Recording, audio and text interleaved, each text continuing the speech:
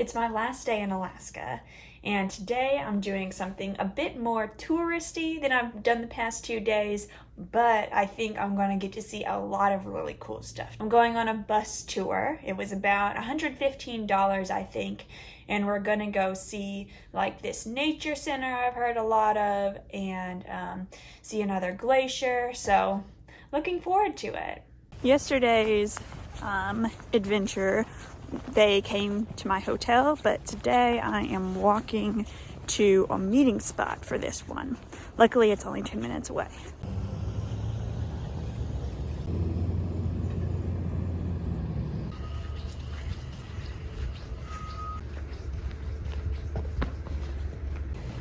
It was a full tour that day, so I, being a solo traveler, got to ride shotgun. Anchorage is a really spread out city, so it took us a while to get out of town, but once we did, we were driving next to the Turnagain Arm, which is a section of the Cook Inlet. You can see a little bit of blue in these frozen waterfalls on the side. Beautiful view over the water. Our tour stopped at a place called Beluga Point. Very beautiful. And there are some dall sheep on these cliffs up here.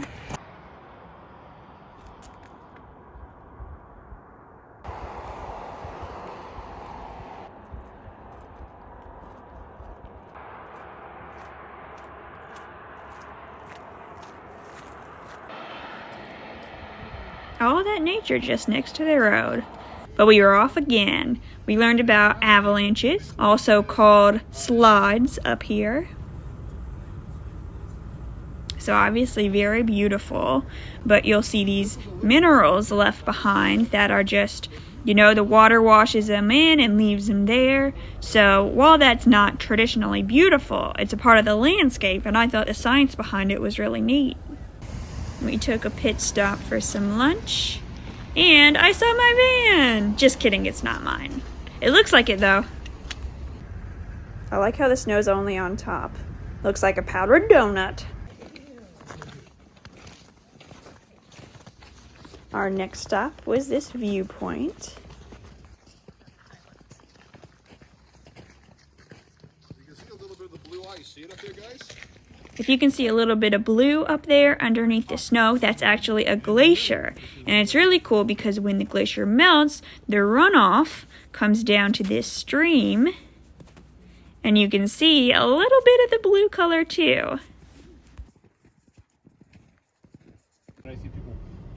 And we were off to another viewpoint. It'll run quite a bit heavier.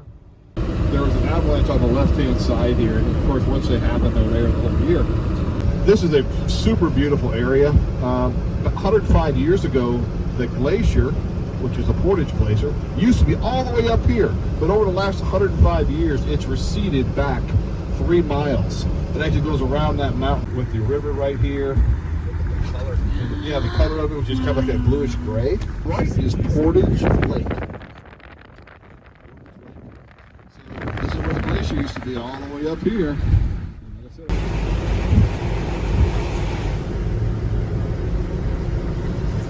It's difficult to see it in the cloud. It was so cool to look up in the mountains and you'd see a little bit of blue peeking through, and you knew you had found a glacier. Our next viewpoint looked out over this lake.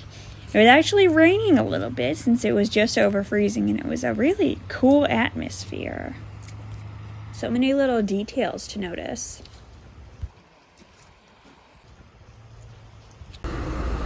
Yeah. I just love this for a picture right here.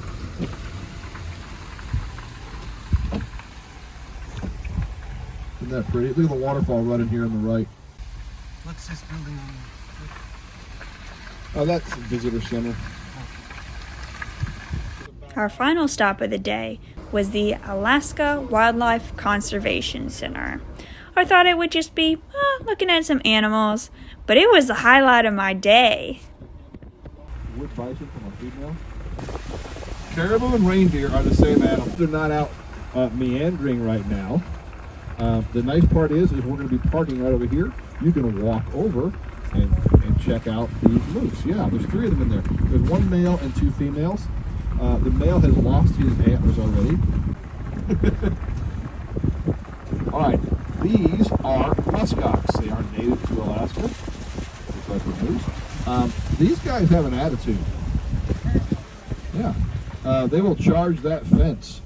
You get too close and, you know, upset them, they'll charge that fence. They have the warmest hair in the world. Right underneath their breast here.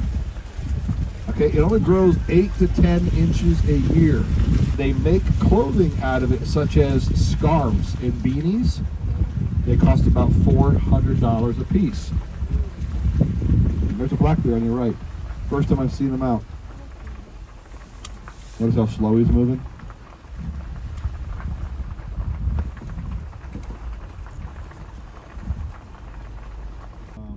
Get a roadkill in here to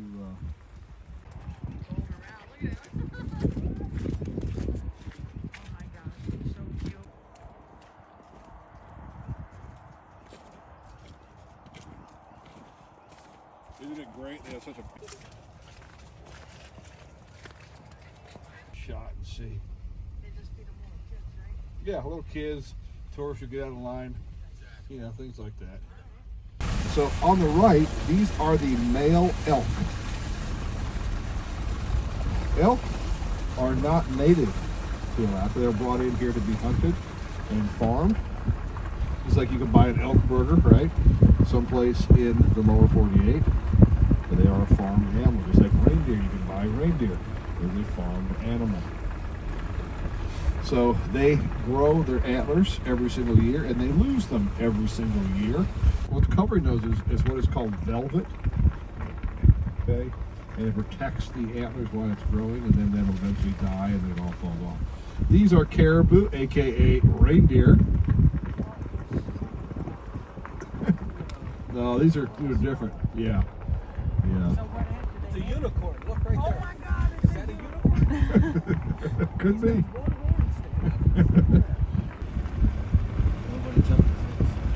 Nobody jumped the fence. We're getting married here.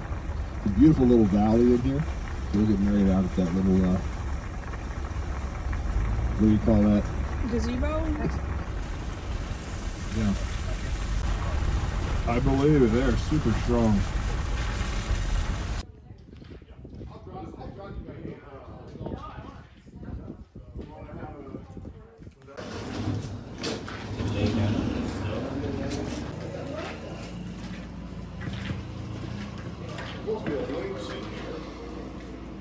Look how big that is. Bigger than a horse, that's for sure.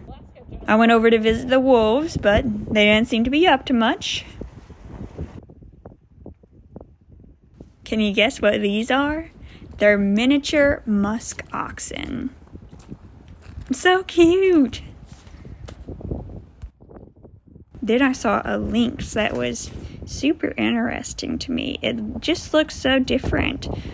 You can, like, if you look at its front paws, they're really fluffy and it's so cute, like a cat. But then if you look at its back paws, they kind of, I don't know, they're very long for a cat, and it just looks so unique. Hiya, buddy. The porcupine came up right to the front of its cage. It was awesome. I'd never seen one that close before. I did happen to see a porcupine when I was on the Superior hiking trail, but thank goodness it wasn't this close to me. Then I saw some coyotes. They were very active. I think I overheard the workers wondering if they had pulled down a bird that was swooping really low and caught it and ate it. But that's just what I think I overheard. How cool is this? This place is called Alaska Wildlife Conservation Center. Animals are brought here if they're injured or abandoned or something like that. And it's #1 activities to do in Anchorage, I believe, on TripAdvisor. And at first I was like, you know, could be cool to see some animals. But this is so neat. And then I saw an owl. Steering contest. You win! Throughout my journey of the lower 48, I only saw an eagle in Idaho and in Nevada. I never seen one up this close before. It looks like it's wearing pants. I went back to check on the wolves, and this time they were much more awake, which I was really glad for because just look how cool they are. It was so much better to see them standing up, walking instead of laying down. It's hard to tell in the video, but they were pretty big. Like bigger than a dog, definitely. You can tell why they're top of the food chain. But also, if I ran into one of these guys in the wild, I would just be like, "Aw, hey buddy," and try to pet it or something. They're all gathered around because there was a worker on the other side of the gate, and I think they thought they were about to get fed. Look at all those wagging tails. Watching the animals was really interesting, but standing there, I just got so cold that it hurt. So when we had to get back on the bus and head back to town, I didn't mind that much because at least I would be warm.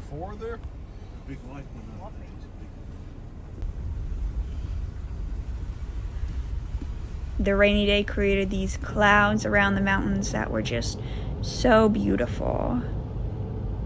You hit a moose, guess what comes into or on top of your car? Their body. So it's very dangerous to hit a moose.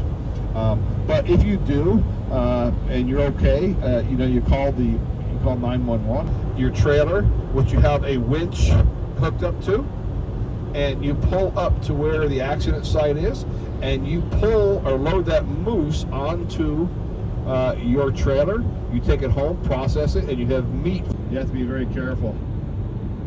This wasn't an official part of the tour, but our tour guide wanted to show us how easy it was to find moose just running around in Anchorage. And so we went driving around and saw plenty of them. It was so cool.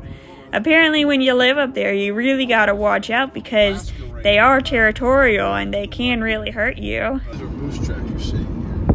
See the moose tracks?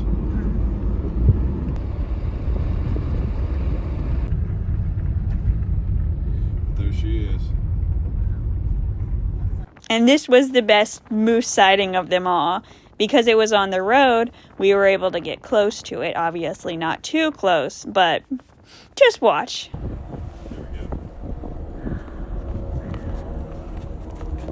Pretty cool, right? Where else but Alaska? Mm-hmm. Isn't that awesome? I got cars. Look. There was also someone with a pet caribou. Cool! That tour was amazing. I didn't want it to end. That moose spotting we did at the end, that was just extra because our guide had some extra time. And we got to see so many moose.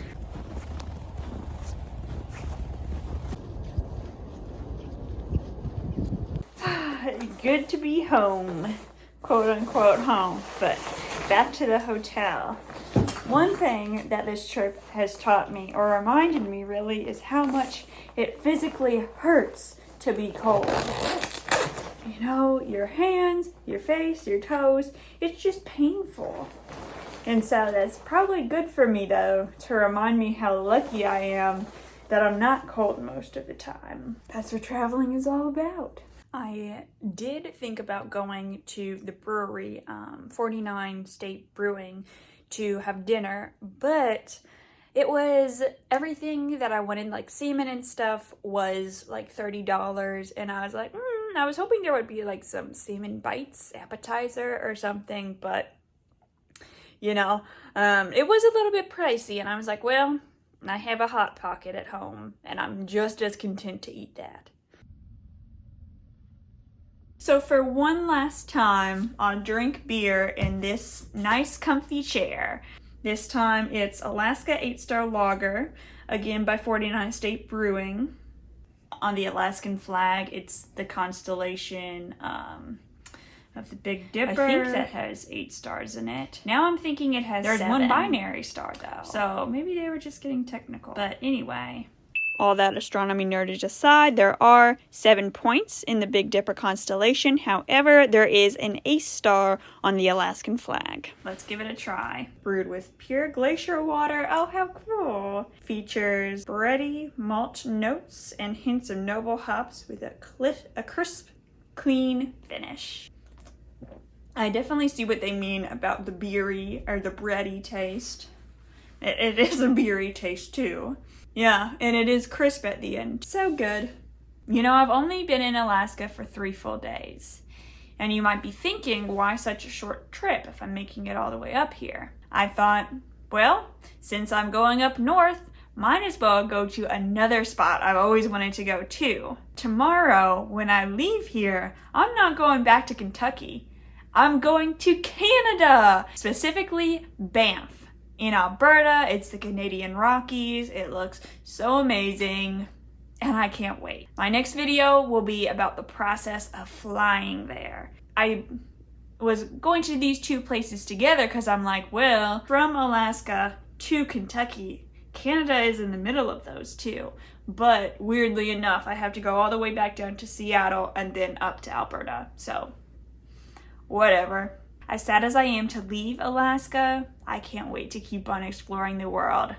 This trip has reminded me how much I love traveling, how much I love seeing new places, and I just can't wait to keep going. Hope you come along with me.